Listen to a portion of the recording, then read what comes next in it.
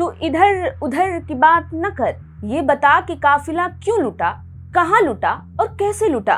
ये सवाल हर किसी के दिमाग में डोल रहे हैं, पर इसका उत्तर न दिल्ली के कथित मालिक नंबर 2 दे पा रहे हैं और न ही दे पाएंगे। जी हाँ, बात हो रही है दिल्ली के उप मुख्यमंत्री मनीष सिसोदिया की, जिनके पास संयोगवश शिक्षा देने का भी जिम्मा है और शराब बिक्री का भी। अर्थात शिक्षा मंत्री और आबकारी मंत्री सिसोदिया इस बार अपने आपक मोड़ के चक्कर में फंस गए हैं।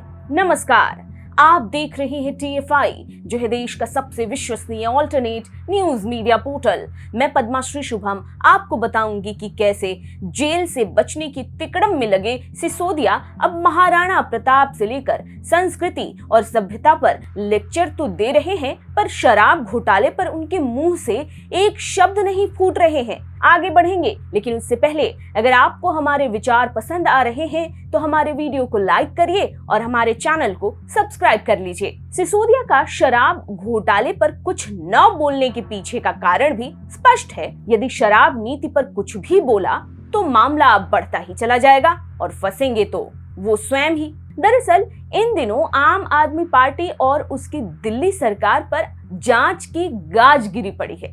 नई आबकारी नीति पर दिल्ली में रार छिड़ी हुई थी। इसी बीच दिल्ली के उप मुख्यमंत्री मनीष सिसोदिया के घर पर CBI की रेड पड़ी।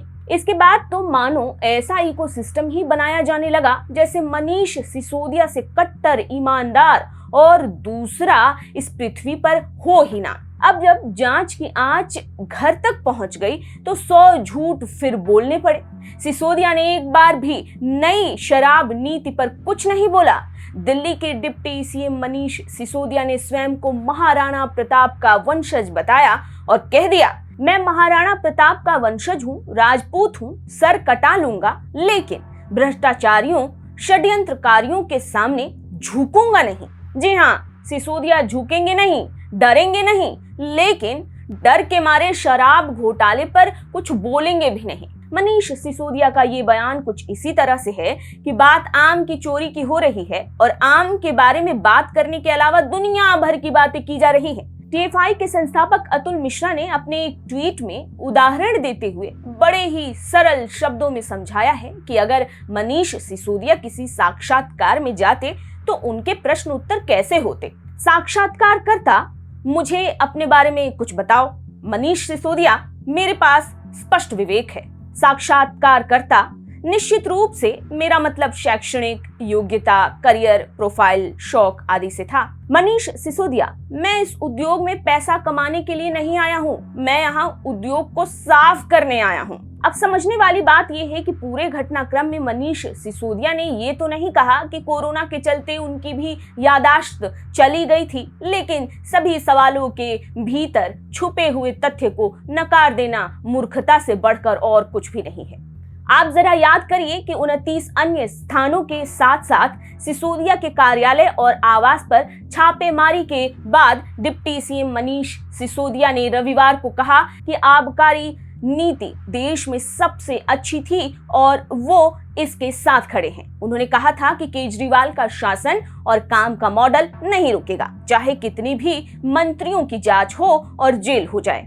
अब जब इतनी ही साफ स्वच्छ नीति थी तो उपराज्यपाल के सक्रिय होते ही और मामला जांच एजेंसियों तक जाते ही पुरानी नीति पर क्यों उतर आए। सिसोदिया आगे कहते हैं कि मैं अभी भी नीति पर कायम हूं, आप इसे ठीक से लागू करते हैं और परिणाम देखते हैं। तत्कालीन LG द्वारा U-टर्न द्वारा बनाई गई बाधा ने इसके कार्यान्वयन में सभी समस्याएं पैदा की। हाँ, न खाता न बही, जो आम आदमी पार्टी के नेता कहें वही सही। इनसे कट्टर ईमानदार कोई मिल ही नहीं सकता। नीति ठीक से लागू करते हैं तो पहले जब पता था कि ठीक से लागू नहीं हुई थी तो रुक जाते।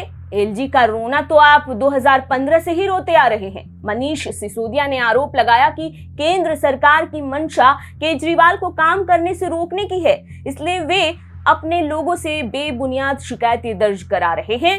उन्होंने कहा, मेरा एकमात्र दोष ये है कि मैं उनका शिक्षा मंत्री हूं और काम करने में विश्वास करता हूं। उन्होंने कहा कि उनके पास छुपाने के लिए कुछ भी नहीं है, वहीं दूसरी तरफ कार्रवाई से बचने के लिए यही मनीष सिसोदिया सारा प्रपंच रचते हुए कभी केंद्रीय जांच एजेंसियों को गुमराह करते हैं तो कभी स्वयं को महाराणा प्रताप का वंशज होने की दुहाई देते हैं। कुल मिलाकर बड़ी बड़ी बकैती करने वाले सिसोदिया के माथे पर जब घोटाले का ठीकरा फूटा तो अनाब शनाब सब बकते रहे, लेकिन मेन मुद्दे पर उनके शब्द ही खत्म हो गए।